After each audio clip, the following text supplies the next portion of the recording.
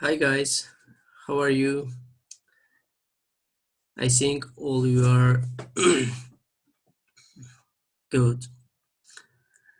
And today we are starting to new quarter. And in this quarter is different from others because we are studying with online education system. I hope you will enjoy this. And let's get started for these new topics.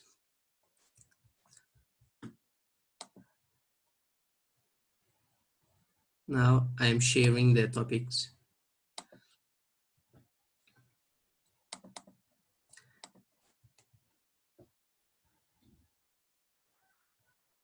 And the last quarter we have studied chapter 5, 6, 7,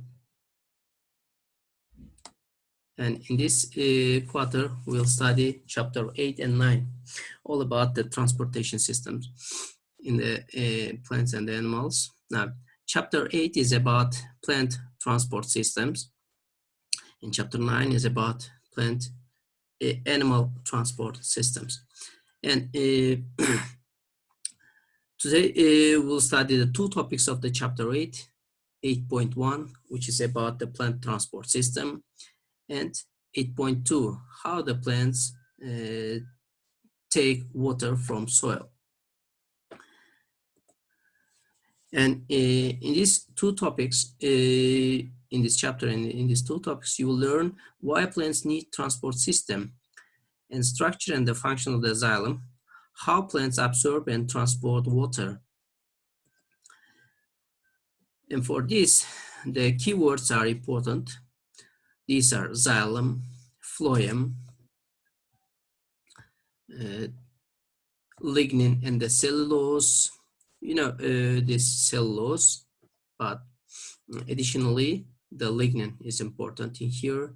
The vascular bundle, this, and root cap and epidermis. These are new terms.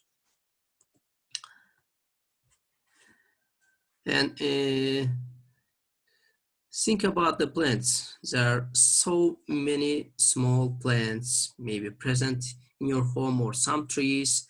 And here's one of the example for the trees. This sequoia, this one type of sequoia. It's called redwood, and it's the biggest tree on the world. Some of them maybe reach more than 100 meters. They are so taller. And what do you think about this? How these plants transport substances, organic and inorganic substances, inside of it?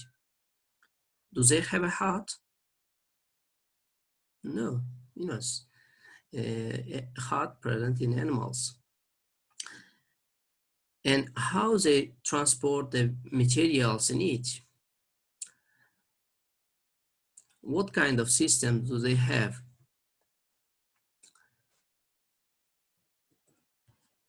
And a chapter, this structure I have asked in examination, and in a chapter 6, look at here. This is a plant leaf, and here are the structures. Now, mesophyll cells, epidermis cells. Now, epidermis cells, they cover the plants in all parts. These are called epidermis cells. And look at here. Look at the inside of the leaf, the main part. These are mesophyll layers. And inside the mesophyll layers, there's a vascular bundle. There's a vascular bundle. And inside the vascular bundle has what? Xylem and the phloem. Actually, these are two different canals, because the xylem transport water and minerals, the phloem transport organic substances, sucrose, amino acids, and other kind of organic substances are transported with the phloem. And plants are so different from animals because They have a highly branched structure. Because of this, plants able to connect with the environment in with so many places. Because now look at here, there's a leaf, and in this part it has stoma, or it's a gate, it's like an opening, and through the stoma they directly connect with the environment. And here the cells take carbon dioxide from environment for the photosynthesis, or take the oxygen for the respiration, and the cells directly get these gases from environment.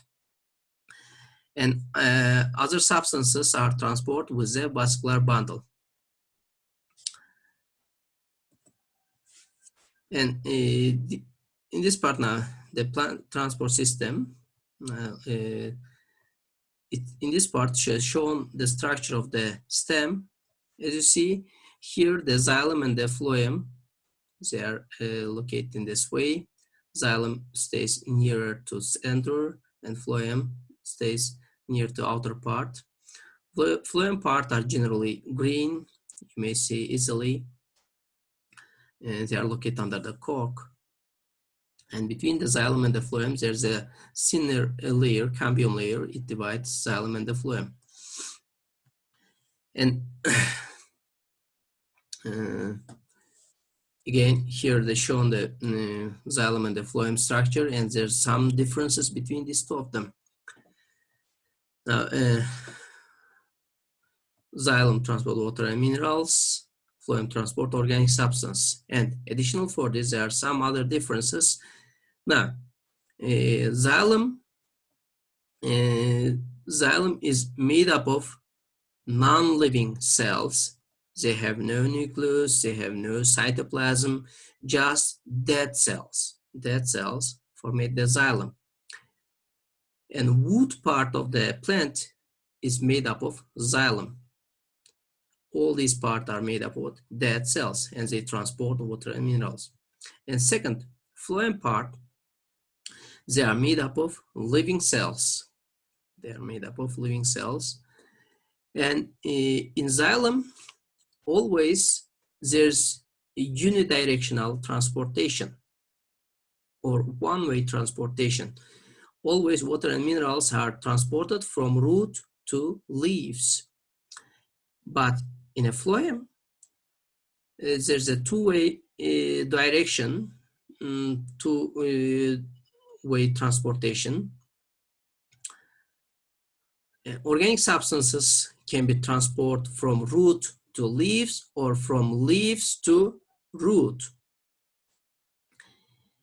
And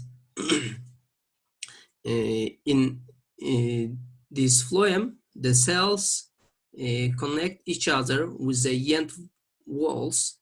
In this part is called as a sieve plates, because there are many pores. These are special canals which connect the two different cells of the phloem. But in here, in a xylem, there is no wall or any kind of structure between the dead cells. There are big holes between the cells. And these are the original image of the xylem. Now, look at here. These are the xylem canals, xylem vessels. And xylem vessels, the cell wall of the plants are made up of cell wall. And this cell wall is made up of cellulose. Additional for this, in this xylem, it has lignin, which give the hardness for the plant. And without any kind of skeletal system, with lignin, plant stays vertically, and these lignin components support this. And look at this. Some parts are thinner, which are now in this picture is a line. In this part, there is no lignin. Because of this, the wall is thinner, and some parts are taller, because in this part present the lignin. And look at the phloem. It's a transverse section of the phloem. In this part, they shown the sieve plate. As you see here are many holes like this. And phloem cells, now look at the phloem cells. They are made up of sieve tube elements. There is soulless cytoplasm now in here, and here's a tube. And it's a living cell because it has cytoplasm. And sieve tube cell has no nucleus, but near the sieve tube cell, there's a companion cell. It has nucleus and other organelles. Probably these companion cells support with some kind of substances sieve tube cells. And xylem and the phloem vessels are located differently in different part of the plants. Now look at the root. When you cut the root, the xylem stays in this way, like a plus. So this is xylem, and it's shown with a purple color. And in this part, there's a 4 phloem structure in the root. But in a stem, it locates slightly differently. The xylem and the phloem stays around the one line. This is a cambium layer line. And on the outer part of the cambium layer stays the phloem, which is shown with the purple color, and slightly inner part, which is shown, the phloem part shown with a pink color, and the inner part stays the xylem. It is shown with a purple color. And when you cut the leaves in this part, xylem and the phloem stays in a sponge layer of the plant, but the xylem stays nearer to palisade cells, and the phloem stays near to the lower side of the leaf. And that's why we are able to see the this vascular bundle or the vessels of the plants in a lower side easily, because it stays half lower side of the leaves. And how the plants take water from soil. And this image is also present in your book. And look at the tip of the root. Here has slightly different structure, and it's called root cap. Root cap. It protects root when it grows inside of the soil. And other parts are made up of epidermis cells. And additional for this, the roots have some hairs. These are called root hairs. Or some cells inside of the root forms a root hair. These are called hairy root cells. And look at the cell. The main part is stating here, nucleus, cytoplasm, and it's a vacuole. In this part, the root hair elongates to the soil, and it increases food nutrients absorption area, because through the root hair cells, plant takes water and mineral from soil. And under the soil, root has high level of the minerals because the vacuole store it. And because of this, the plants take the minerals from soil with using the energy, because there's less minerals around this root hair inside of the soil. But water level of the soil is higher than the plant cell, plant root cell. That's why the water enter from soil to cell with osmosis. It means what? Water moves by themselves inside of the root without any energy. After that, from this root hair cell, it passes to another cell, and then it passes to the xylem vessels. After that, transported to other part of the plants. Today's topic is finished. Let's look the review questions. What do xylem vessels carry?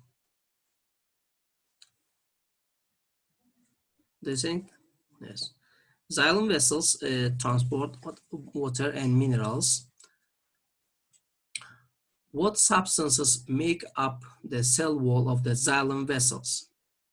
What cell wall of the plant is made up of cellulose. And additional for this, remember,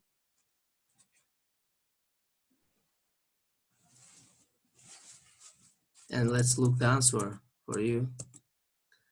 Look at here, cellulose, and second one, lignin. Yes, it gives hardness for the plant cell. And third question, what do xylem vessels carry? It's slightly like a first question. Now, let's look like this. What do phloem vessels carry? Phloem vessels transport organic substances, include the sugars, sucrose sugars, and amino acids, and give three ways in which phloem tubes differ from xylem vessels. What's the difference between phloem from xylem? Phloem transport organic substances, sugar and amino acids. And another difference, it has two-way transportation. And the third difference, phloem made up of living cells. What is vascular bundle? It's made up of xylem and the phloem. And what is root cap? It forms the end point of the root and protect the root when it grows inside of the soil. And explain how water goes into root hairs. Now think about this. Water enters to the root with osmosis. How does this process differ from the way in which minerals enter? Now, water enters to the cell with osmosis. There is no need for this process. I think the topic will clear for you.